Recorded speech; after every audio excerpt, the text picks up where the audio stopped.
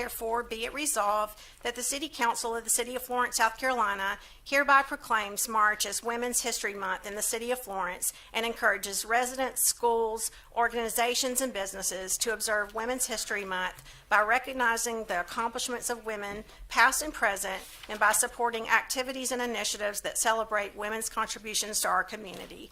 Resolved this 9th day of February, 2026. Thank you so much. We are doing this resolution in February because we want all of March. We didn't want to wait until after our city council meeting in March. We want all of it. So we want you all to get ready for what's coming. So I would like to present this to our women in philanthropy. If you all will come up, and we're just giving you a tad bit of what's coming in March. Come on up, ladies.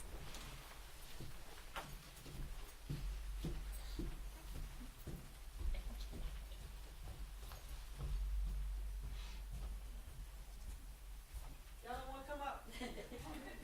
They don't like to.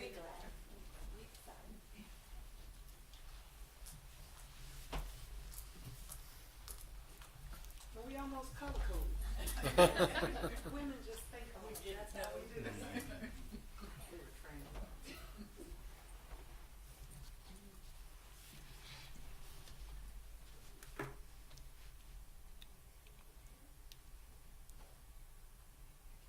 Thank you.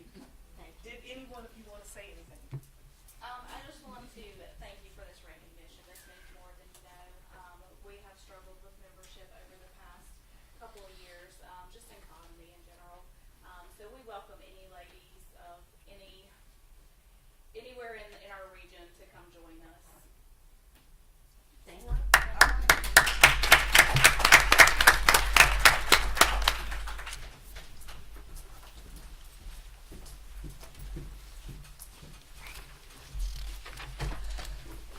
Next on the agenda, we have introductions to ordinance.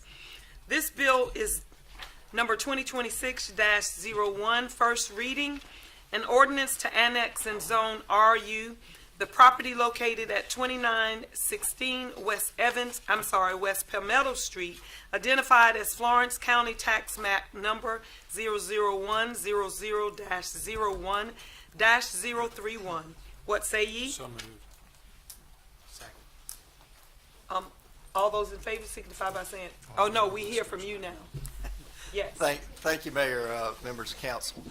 This property is located along West Palmetto Street, just past, or just, I guess, west of Celebration Boulevard. It is a large parcel.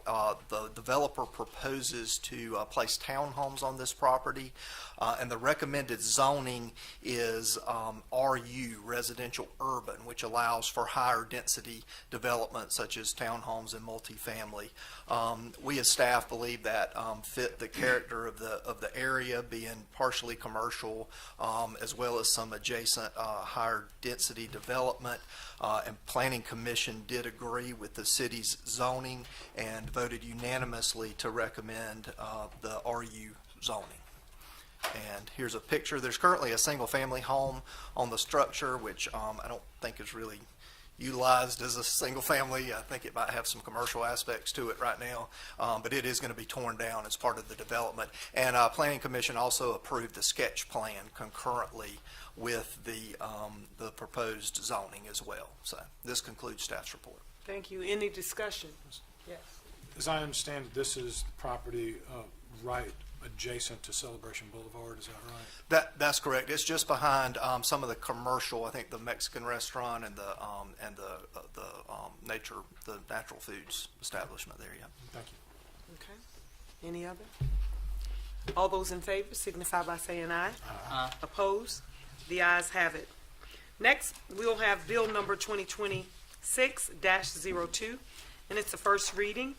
An ordinance to amend the planned development district for New Ebenezer Baptist Church at 312 South Ravenel Street, identified as Florence County Tax Map number 90103-03-001. What say ye? Motion. Second. Jerry? Thank you, Mayor. This does affect the New Ebenezer Baptist Church campus and them alone as part of this request. They're currently zoned PDD, or Planned Development District, whereby they kind of create their own zoning rules as part of an ordinance adopted by council. And it was adopted back in 2008, I believe, and it was very site-specific when it was originally adopted. They amended it to add the SHREC Center, or that they use as a multi-purpose space back in the early 2010-12 range, but they would like a new sign for that property, and their current ordinance, or that plan development, is very site-specific. It only included the current sign that's associated with the church. And I'll zoom ahead just a little bit. They wanted to install basically a approximately 10-foot tall sign that advertised the church, as well as to have a digital component to it that would allow for them to have some changeable messaging along Palmetto Street there. This is very much in character with the Palmetto Street corridor in that area, as well as what is allowed typically on campuses and in that type zoning. So we're proposing to incorporate the activity center zoning into this PDD. That way, if additional signage or changes were to be made in the future, it would have some guidelines in place. And the activity center zoning essentially allows up to an 80 square foot size sign, which is about half of what's allowed in the general commercial. Which is very much in character with this corridor, and also to allow up to a 24-foot height associated with this. And this sign is well below this, the proposed one. And this concludes staff's report. Thank you so much. Any questions or discussions? All in favor signify by saying aye. Aye. Opposes? The ayes have it. Next, we have Bill number 2026-03. It's the first reading. This is an ordinance to amend the City of Florence Unified Development Ordinance regarding iterant vendor sales, mobile service, and temporary use permit. What say ye? Second. Jerry? Okay, thank you, Mayor.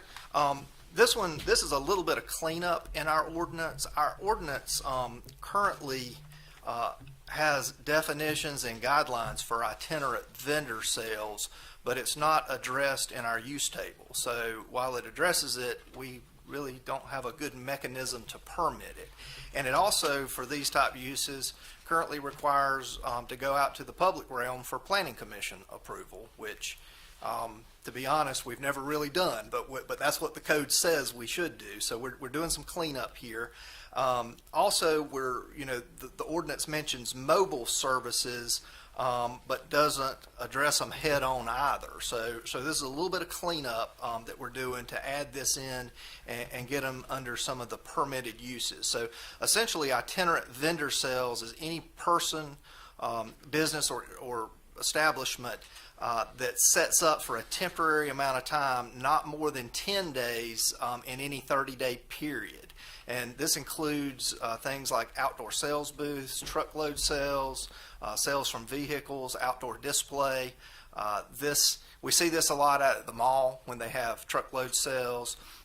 Also, this time of year, I know you've seen some of the Valentine vendors around town, and we've never really had a good mechanism to permit those folks or to regulate them to make sure they're not causing a nuisance.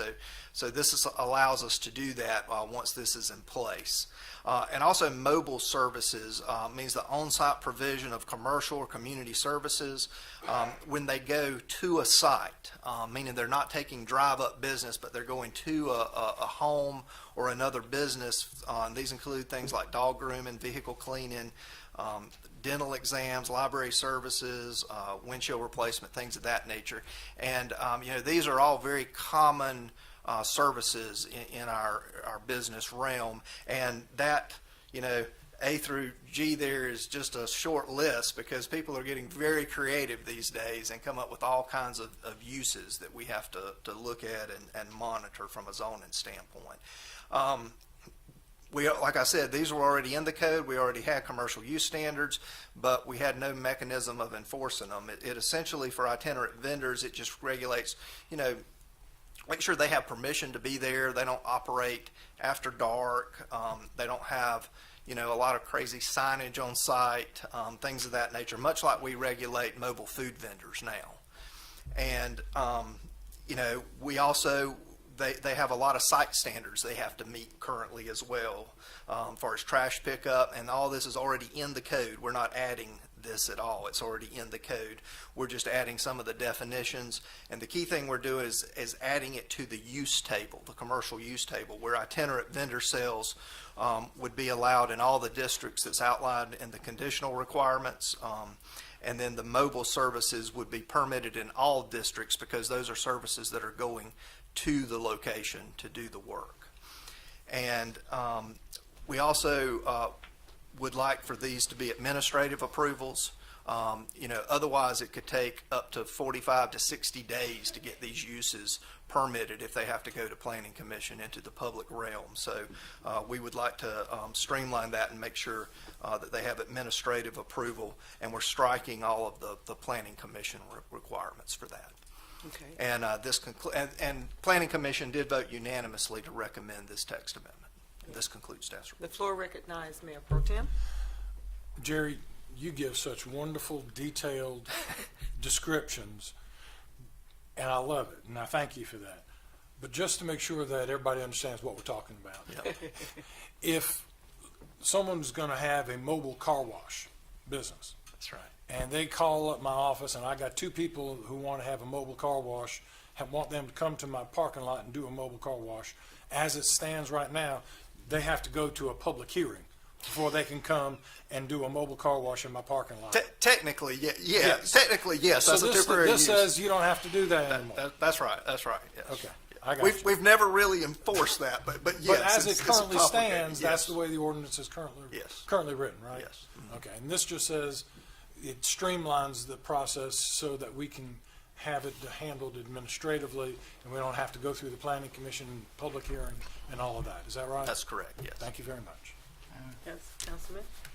Is there any kind of like decal or something like that someone, I mean, we need to look at it for like a bunch of industries like electricians, landscapers and stuff like Yeah. that, but some way to identify that they have gotten their permit, which would be easier for enforcement as well. Yeah.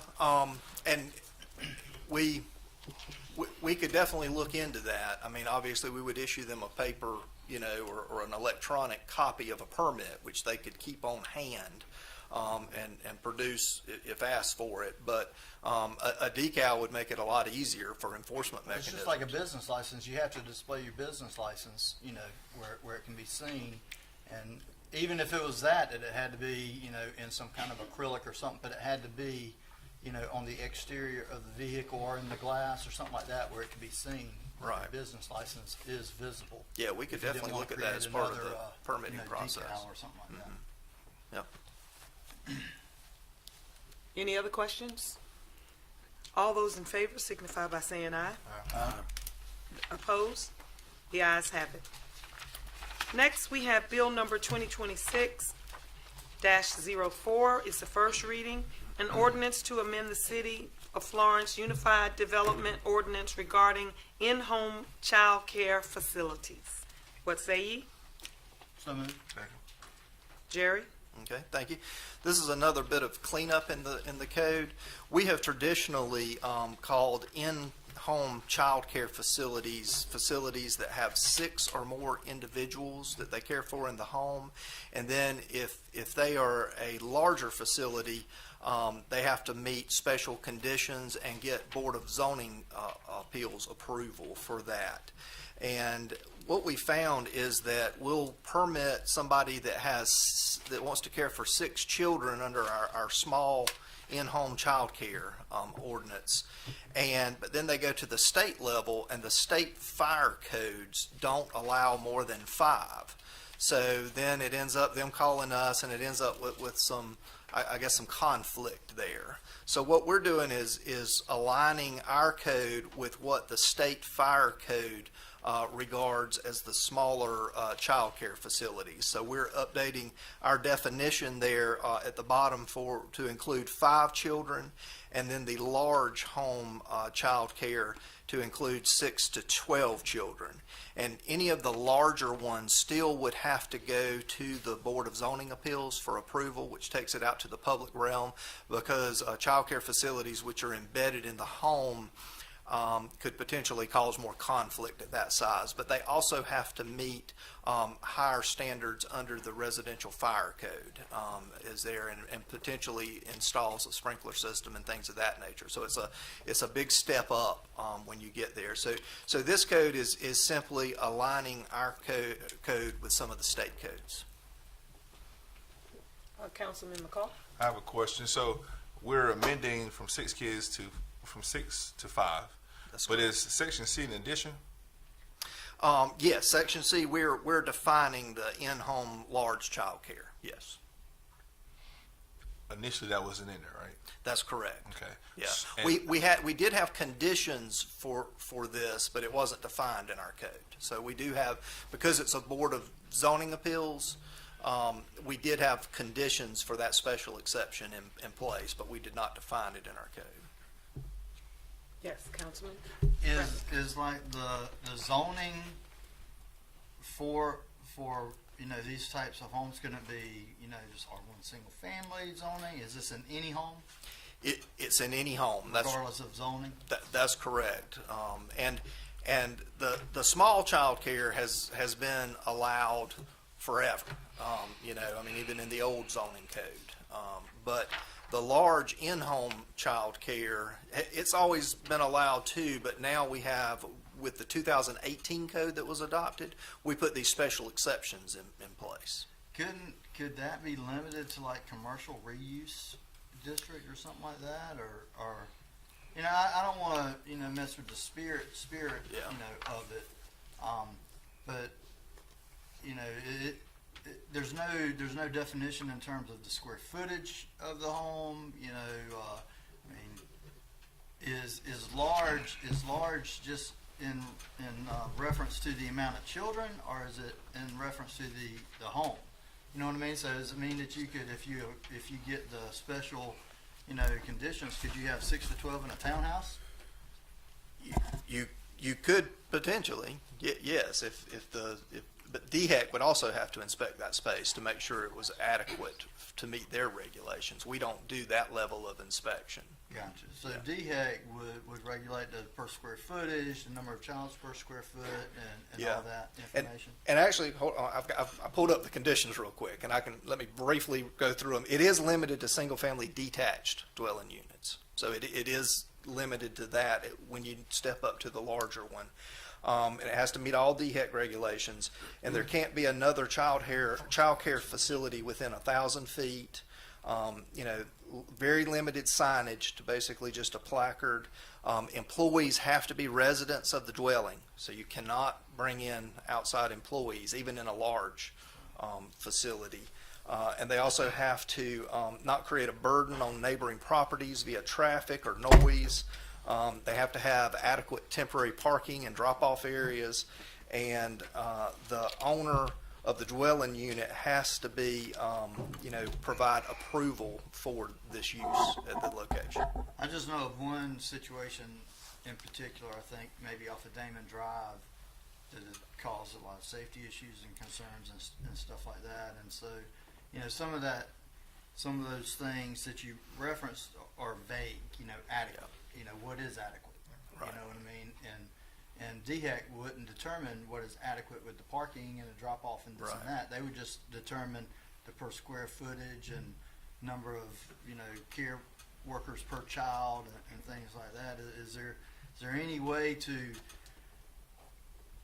make the code where it's not left up to interpretation so much? You know what I mean? Adequate, like if at least 4 parking spaces, just something that's more not interpretation. Because like with building code and this and that and the other, what happens is what one person says is adequate, the neighbors, you know, they don't live there. So Right. they say, okay, well, this is adequate. Well, it might not be adequate for the neighbors who are trying to get out, you know, of their driveway or something like that. So Right. is there any way to define it more, you know, or I kind mean- of close that in? a Yeah, little I mean, we could definitely take a look at the conditions and see if they need to be defined further. I will tell you that since this code's been put in place, we've had two come before the Board of Zoning Appeals, both of which have been denied.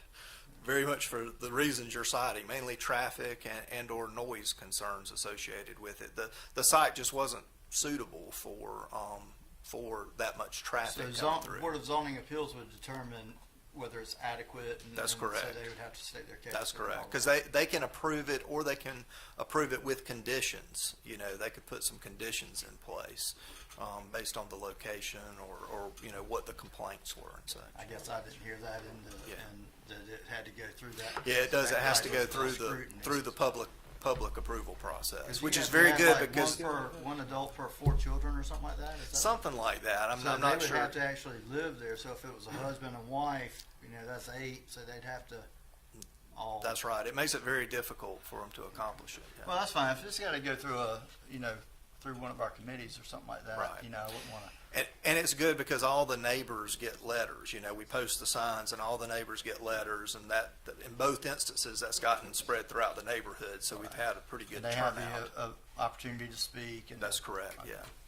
Councilman McCall? Yep. I want to make sure I'm getting everything. So the first statement was that to comply with state regulations, you go from 6 to 5, but we're adding in small and large section. Small on for subsection C. Can you put it back on the board? Yeah. So on subsection C, we add in small. We got C twice. Is that right? Yeah, I think that should probably be a D. D. Yes. Okay, got you. First, we got small, and then the second one is that's all that is an addition, correct? That's correct. And what we currently allow these, we just didn't define them. Define them. Yes. Got you. And here's my thing. So I'm a part of the Hunt Institute and child care child care, early child education. All this kind of comes into play. And one of the biggest things, the biggest concerns, they say that the reason for the increased cost is the increase in government regulations. I'm not saying we should have no regulations, but it's the increased cost of it is the increase of regulations is increasing the cost. I feel like we sometimes can get in our way. I'm in favor of changing what the state regulation is, of keeping it from 6 to 5. But I think in adding the definition between small and large, I want to make an amendment, a motion to amend this ordinance to subtract the word small from subsection C and from the, I guess, supposed to be D, child care in-home large, to take away that entire section. And at this point, it's just my understanding, this is only keeping us in compliance with the state and not having other rules and regulations that can increase the cost of things, which we already, to my viewpoint on things, we making things is more expensive than it should be. So that's my amendment. Do we have a second? Can we have a discussion on it? Could it be like, Yeah. I think that's where, I think we've got to say, I second the motion. Okay, but now you can discuss. I mean, I certainly agree with Councilman McCall in terms of the cost for child care. Is there a zoning that it wouldn't be limited to? Like if they were in, NC whatever, or commercial reuse or something like that. I just think that the biggest issue is if you're in a single family, neighborhood, and then you got a business with 12 children in the back, then that causes issues. If the councilman was in agreement, if there was certain zoning districts that D didn't apply to, but it applied to these zoning districts, but not these. If it was a multifamily, or if it was something more broad than just single family housing, neighborhoods. I don't know, would that be something that you'd be open to? I mean, yeah, but I just think we just added on more unnecessary stuff. I just don't. I still don't get it. Members, if I may regulation. Yeah. address, so the state does require, currently up to 12 children, but there's they distinguish between small and large, and that cutoff is that 6-child mark, and so. So small and large is a DHEC term. That's right. That's right, And yeah. so what that does, once you reach 6 children and above, it increases the requirements of how many people you have, but it also requires fire suppression systems and other types of things that go into place. So I think it's important that we have that distinguished, because it is permitted by the state. So we certainly don't want to remove that and not allow that to occur should that be appropriate. But we do need to distinguish between the two, just because at the state level they have increased regulation and increased requirements from that. And I think that's right. Is this something that, because we have so many questions for it, that we actually move, is it something that needs to happen this month? No, it's not urgent. No. Is it something that we can have so we could better understand what's going on with that? Council, so I'd like to make a motion that we defer for further discussion, so that, well, first of all, I got to see first if I withdraw my motion. Yeah. he would, yes. And How would we go about getting that? In what form could we get some Well, more information about how? let me take my motion back and say, can we move this into executive session for us to discuss before we actually? Don't know and legalities of it, yeah. can we discuss the legalities in executive session? So I'd like to make a motion that we move it into executive session so that we fully understand the legalities. Second. Okay, all those in favor of that motion signify by saying aye. Aye. Opposed? The ayes have it. Thank you so much. Next, we have Bill number 2026-05, and it's a first reading.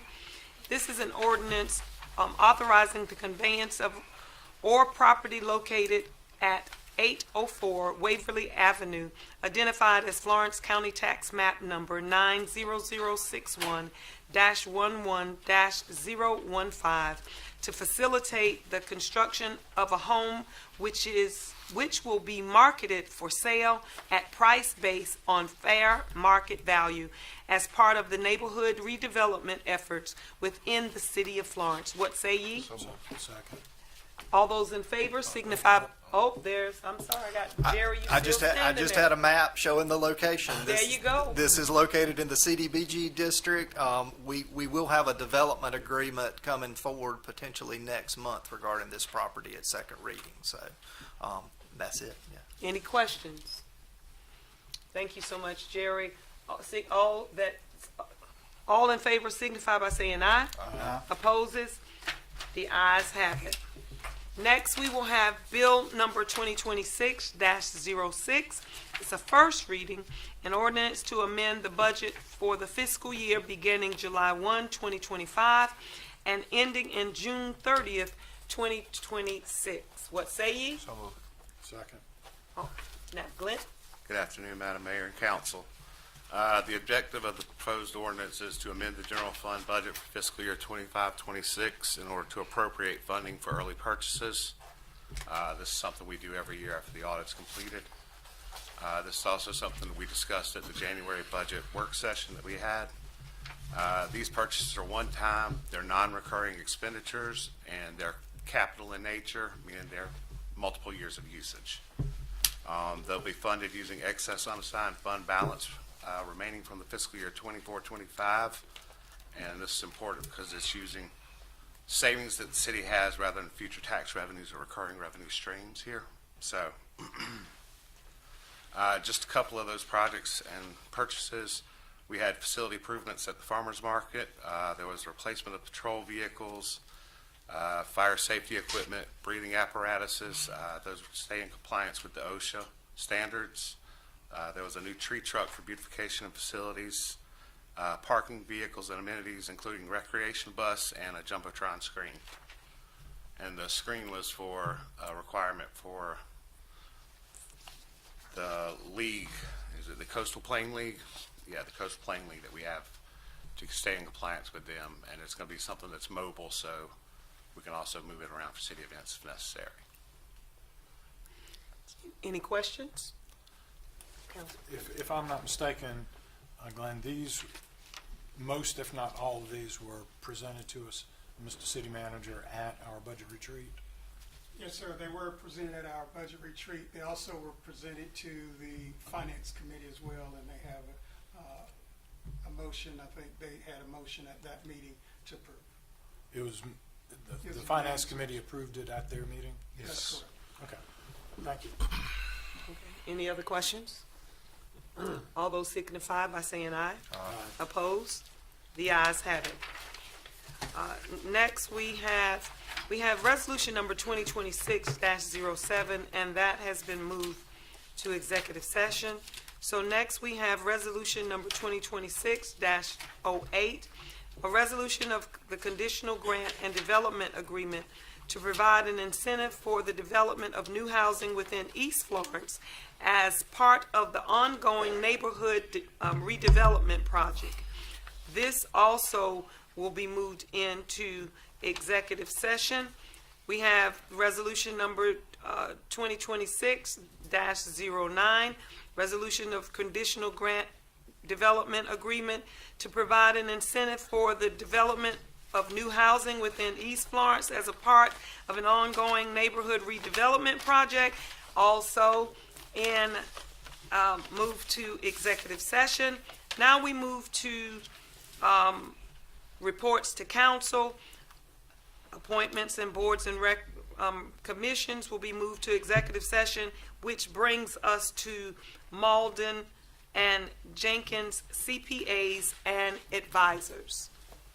This presentation of the City of Florence, South Carolina Annual Comprehension Financial Report and Audit Financial Statements by the independent certified public accountant firm of Malden and Jenkins CPAs and advisors. What say ye? This is just a report. This is just a report. That's right, we're not voting. So Glenn? Yes, ma'am. I'm just here to, I'll introduce Grant Davis. He is our partner over the engagement for the City of Florence annual required audit, and he's here to report the fiscal year 24-25 audit results. Well, Mayor, members of council, thank you for having me here to go over the results of our audit of the city for its, again, fiscal year ended June 30, 2025. Again, my name is Grant Davis. Just a few things I'll mention. We've ultimately issued two documents as a part of the audit. One is the thick one that I've got here printed in front of me. It's the annual comprehensive financial report with our opinions thereon included. The second document is a document we call our auditor's discussion and analysis document. And the purpose of that document is to communicate some things to you all that we're required to communicate. And I'll go through those here in just a moment. But in addition to those required communications, which are required by our professional standards, there's some information about who we are as a firm. There's some high-level financial analysis, really, really high level. And then there's there's a brief discussion of the new accounting standards that are on the horizon and their potential impact to the city in future fiscal years. But just to refer to a few things within the annual comprehensive financial report, we've ultimately issued 3 reports on our letterhead within that document. The first is our opinion on the financial statements themselves, and our opinion is a clean opinion. Our terminology is unmodified. That's really the only acceptable result in a financial statement audit. So clean opinion on the financial statements. Just after that, our independent auditor's report, you'll notice if you flip through the document, the management's discussion and analysis, and I mentioned this at finance last week, but if I had to suggest that you read one part of this, nearly 200-page document, I would suggest that you read this management's discussion and analysis section for the simple fact that it provides discussion and analysis as to why, why did revenues increase, why did assets increase, so forth and so on. But beyond that, you get into the basic financial statements themselves. After that, and the footnotes, which just seem to go on forever, we get to the final two reports that we've issued. The second of three reports is a report on internal controls and compliance with laws, regulations, grant agreements. As a part of that, or what that report describes, is we're required to perform the city's audit in accordance with government auditing standards and generally accepted auditing standards. And if we identify any instances of noncompliance or any internal control deficiencies, we're required to report that to you all. And I'm happy to say we did not identify any instances of noncompliance. We did note one internal control deficiency, which is reported on in the document itself. But that's the purpose of that second of three reports. The third and final report is, we call it a single audit report. So anytime the city, or any entity for that matter, receives and ultimately expends in excess of $750,000 in a fiscal year of federal money, whether it came directly from the federal government or whether it was passed through a state entity, for example, it triggers a compliance audit. The federal government issues compliance requirements for each type of grant on an annual basis, and we had to audit two different what are called programs. One is the Coronavirus State and Local Fiscal Recovery Funds Program. You're probably familiar with it from the ARPA terminology. The other is what we call CDBG, Community Development Block Grant Program. But we've ultimately audited both of those programs and issued a clean opinion, or an unmodified opinion, on compliance relative to those two programs. So all things considered, I think a positive result. I went into more detail in terms of the financial highlights with finance. Happy to do that with you all, but I'll let you decide if you want me to go into more detail. Certainly happy to answer any questions that I can if you have any. Council? This report was given to the Finance Committee, and I think that they will have something to talk about that when it's their time to report. So being that there are no questions, we want to thank you for what you have done. And that being said, Thank you. thank you so much. Thank you all. Next, we will have the city manager's report.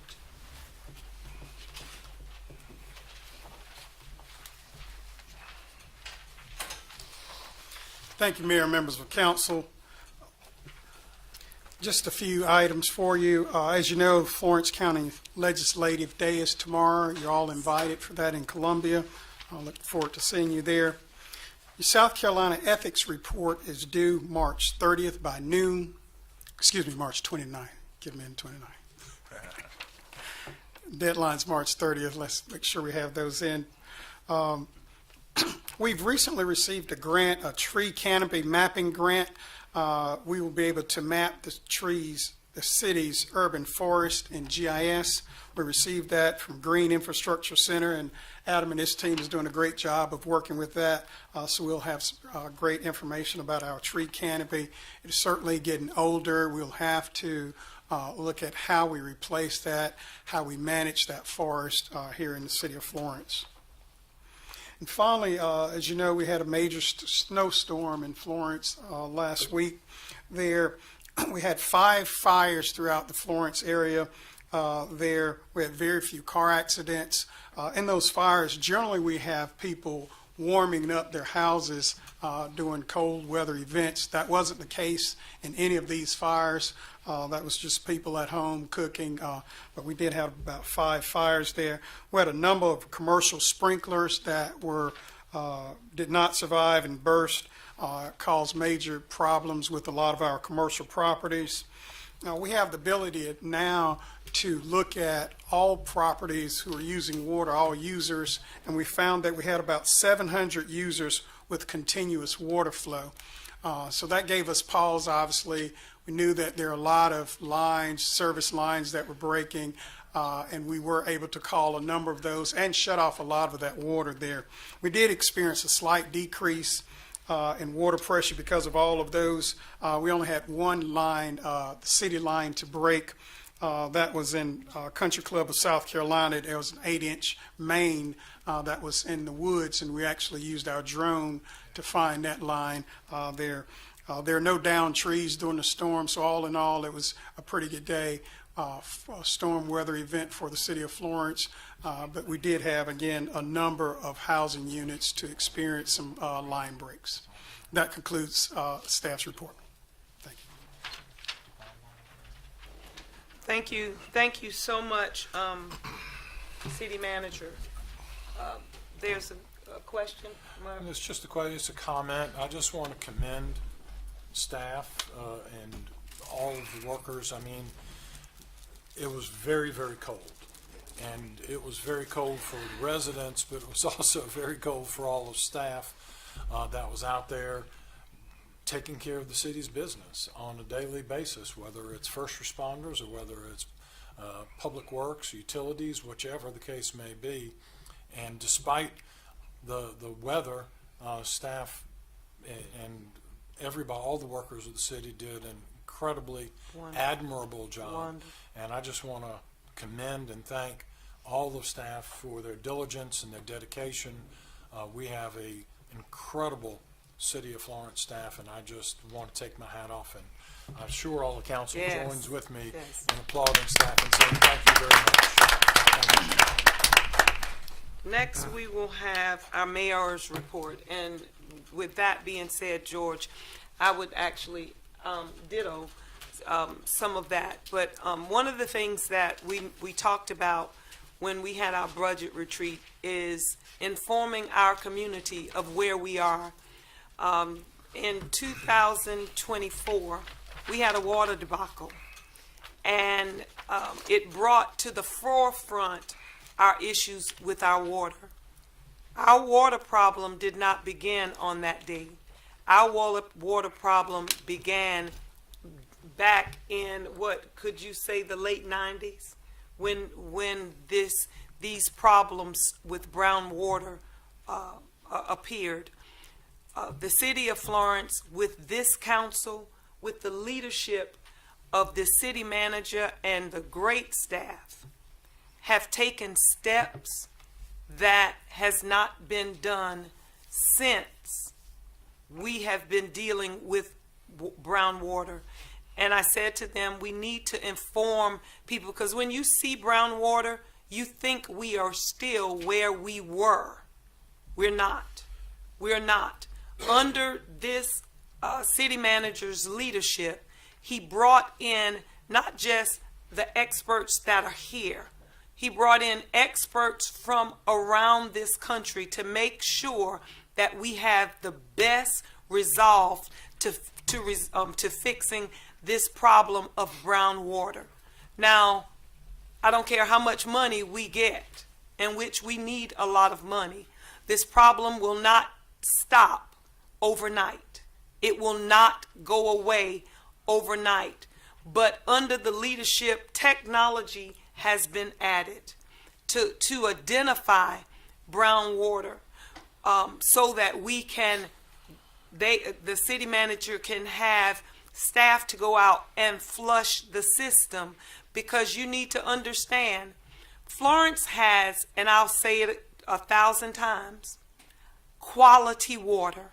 I'm not telling you what I'm trying to sell you. I'm telling you facts. We have quality water. We have industries coming to Florence because we have quality water, and we had those on the staff with the foresight to plan for us to grow in infrastructure. So they created capacity for us to grow. However, we understand, we hear you when you say, I'm having brown water. But we also understand that there is 700 miles of pipes that are aging. And that problem cannot be overturned overnight. So by far, the city of Florence does not have a failing water system. That by far, I want to applaud the work that has been done, because you all have not seen how much that has taken place in this year and a half since we've had this water debacle. I've been to DC 3 times with the city manager and Michael Hemingway. And I sit in Lindsey Graham's office or in Russell Fry's office, and their staff tells us, and our lobbyists tells us, how proud they are of Florence and how detailed we are. I listen to them say, when you all apply for grants, you all do it in a way that makes it easy for us to give you grants because you are so detailed. Other cities, we have to comb and we have to search to try to find information. So I want to join with what you are saying. Staff, you are doing a phenomenal job. And if you, no, I know you're going to do it. You're going to continue to do the great work that you are doing, because we are no way where we were a year and a half ago. And we're going to resolve this issue. We are putting $30 million into this brown water, but guess what? It takes time for those things to turn around. They won't turn around overnight. And I applaud you. I wanted to say that from this council. Council, thank you for having the willingness to step up and make the hard decisions to say we are voting to put the money where it needs to go, and that is to resolve this issue. So I just wanted to make sure because we get conversation constantly of brown water, and our public does not know how far we have come. We have come a long way, yet there's a long way to go, but we're up to the task. Next we have in my report, not your report, there's a property that I can say the property is, hopefully, there's this unsightly house at the end of the bridge that everybody wants to come down, or we do something to. Y'all, as of February the 7th, it is in our possession. So, the process is don't steal my thunder. Yeah, but we are almost completed, but it is almost in our possessions, and you will see movement on that property very soon, because we believe that's a gateway and we need to improve it. Then lastly, on our CDC, Helping Florence, I'm about to say Helping Florence, our CDC, we have to make appointments. I put Community Development Committee. Building Florence together. Yeah, Building Florence together. There were some appointments. That's the wrong committee. I'm on the wrong, get off that. So as mayor, I am finished my report, because I'm about to jump in another report that I have to make in another one. So we'll move to the Business Development Committee. Thank you, Madam Mayor. The Business Development Committee met on January the 15th. Present at that meeting was myself, the mayor, Councilman McKay, as well as the city manager, Scotty Davis, and Clint Moore, as well as Michael Hemingway. It was a very involved and detailed update that we got at that time on Project Urban Square, which is anybody can look out and see they're actively working the plant, as well as awards that were being given and project kickoff dates. I would like to just piggyback, if I may, for a moment, Madam Mayor, Yes. on the conversation about the infrastructure, because this process of addressing the infrastructure in our city is an enormous problem, and it's been going on for quite some time. The problems go back, as was mentioned, decades. But what I'm particularly excited and proud of is that this council in September, we voted to approve a master plan for our surface water treatment plants, for the surface water, as well as for groundwater, and also for water distribution, and for stormwater, and for sewer.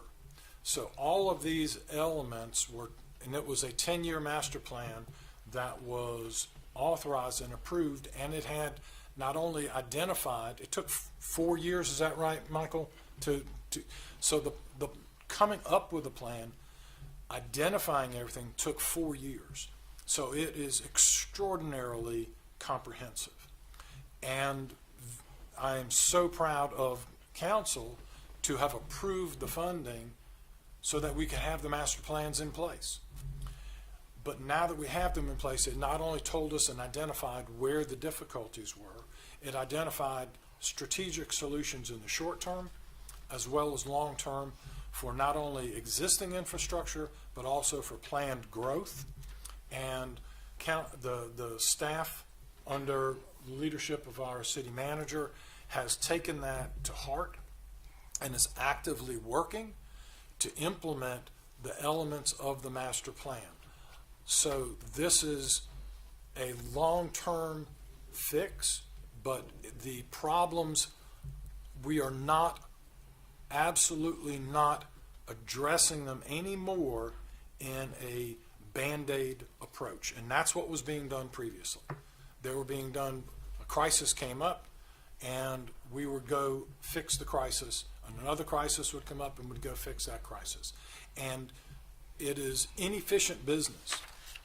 It's inefficient for any business, whether it's a city or anywhere else, to address things in this knee-jerk reaction approach. And so now we have, after 4 years, we have in front of us, for all of these different infrastructure elements, a identification of the problems, identification of solutions, and a very strategic approach being taken to address each and every one of these very expensive infrastructure issues all the way across the board. And I want to commend all of council for the support, and the Business Development Committee, with Councilman McKay, Mayor, and myself, we were the ones that approved these master plans and presented them to the City Council as a whole. So I want to commend my fellow committee members for the work that was done to bring forth these master plans, and then I also want to extend to City Council my appreciation for the wholehearted support that all my fellow city councilmen and women have given to this. And we have then turned it over to our city manager to say, go forth and make it happen. So thank you to staff for taking this work to heart and for implementing it. And so that was just my follow-up to it. Anything further on those points? No. That's all of the reports. City manager. I just wanted, as point of information, back to your previous comments about the property.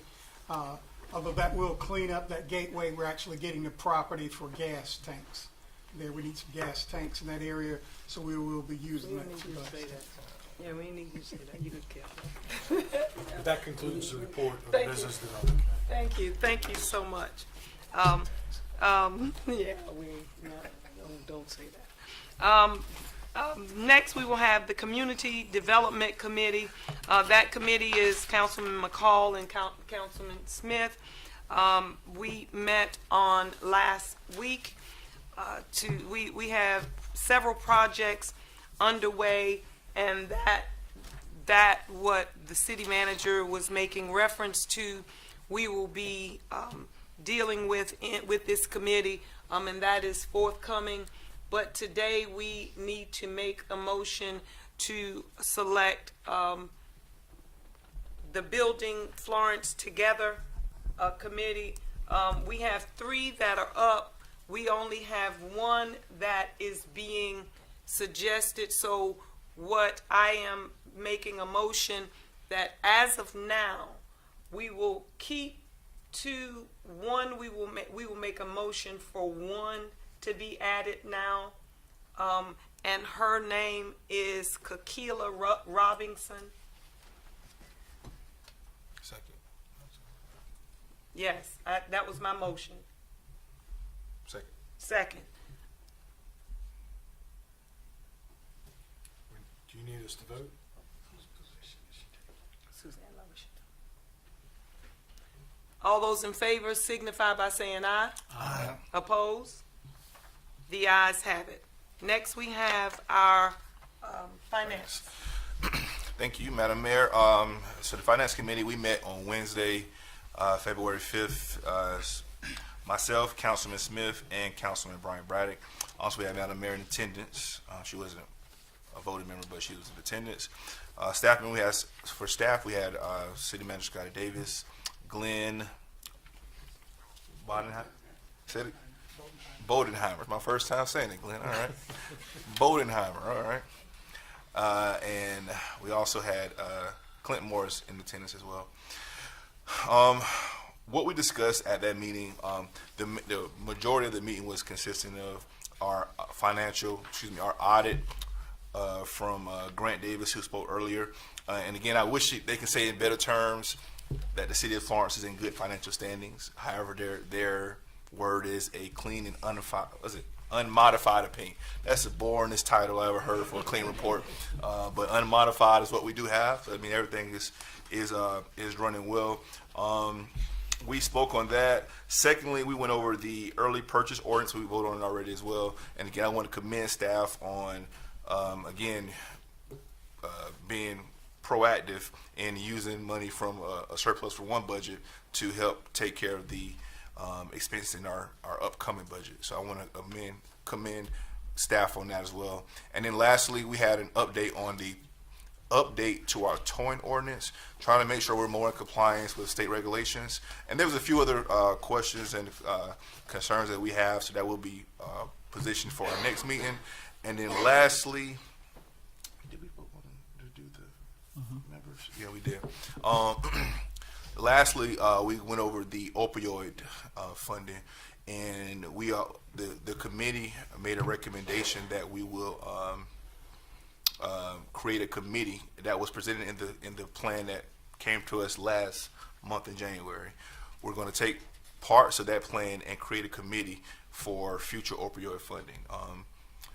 I think we'll probably get an ordinance or resolution together to that effect at our next council meeting.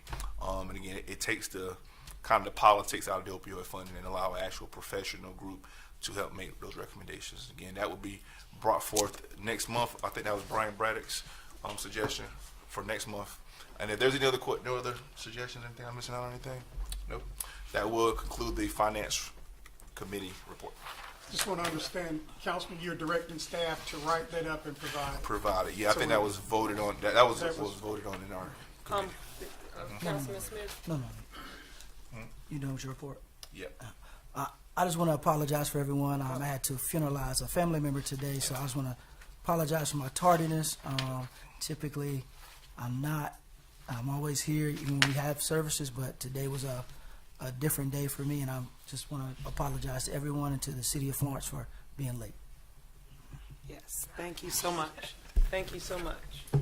Okay, next we are about to go into executive session to discuss discussions regarding the development of projects referred to in the resolutions, discussions regarding appointments and boards of commission, discussion of proposed economic development project located in the downtown redevelopment district, discussion and receipt of legal advice regarding proposed contractual arrangements involving the creation of intergovernment, discussion of the Lake City, I'm trying to go back to it, the resolution for Lake City, and the discussion regarding a matter involving the employment of an employee. And after that, we will come back to you. What say ye? Move to Child care facility. And the in-home child, the ordinance. the ordinance for the in-home child care facility. What say ye? Move to executive session. Is there a second? Second. All those in favor signify by saying aye. Aye. Opposed? The ayes have it. We will have a 5-minute break. 5 minutes. Chipper, you are the repass, so you know.